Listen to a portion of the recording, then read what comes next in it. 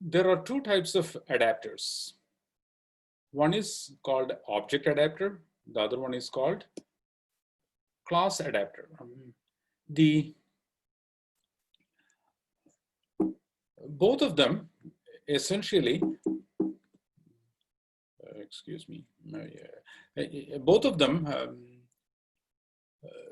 reuse existing code. That is the biggest advantage of them. So you actually speed up your development because you are not starting development from scratch. You are not doing it from the first principles, so to speak.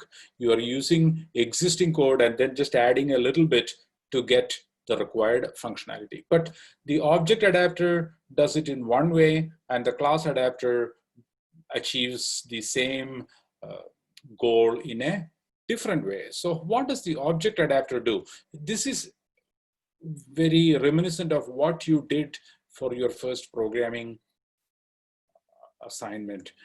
So here, for example, you have the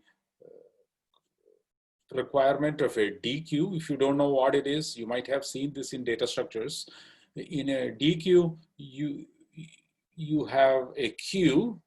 So you have those three letters QUE for a queue, and it is a double-ended queue. So it's a double-ended queue, DQ or deck or whatever you want to call it. You can add at the tail just like a queue, but you can also remove stuff from the tail, unlike a queue. You can add at the head, unlike a queue, and you can remove from the head just like a queue. So you can add and remove at both ends. And then I have put a few methods like size, clear, and iterator. How do we implement this without starting from scratch? So what we do is we look in Java util to look for a fairly decent class, and the class that I chose was linked list, just like what you might have done for a programming project. So private list equals new linked list, and my implementation is DQ implementation. It implements the interface DQ, which we just saw. So this is the adaptee list. This is the adaptee, or the linked list is the adaptee actually. The list is the reference to that linked list, right? And this is the adapter. DQ implementation is an adapter. So understand those terms. The one who uses the adaptee is the adapter. Okay, and we will see the methods in a minute.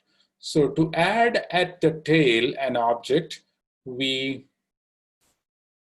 take this list and add whatever is to be added and return whatever the linked list object returns. So I don't have to worry about how to add to add a node. I don't have to see the traversals. I don't have to worry about manipulating pointers, nothing.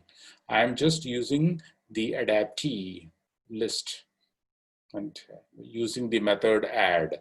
So the add at tail is essentially the same functionality as add, but the name is different. So the code was quite easy. Here we have a slightly different situation. We want to remove the element at tail, and I don't see anything that is quite like that, but I know that list can remove an element with a given index. So I find since I have to remove the element at the tail, I count, or I get the count of the number of elements and subtract one. That would be the index of the last element.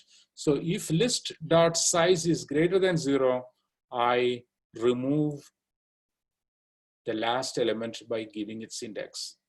Otherwise, I return null and return the removed element here because that is what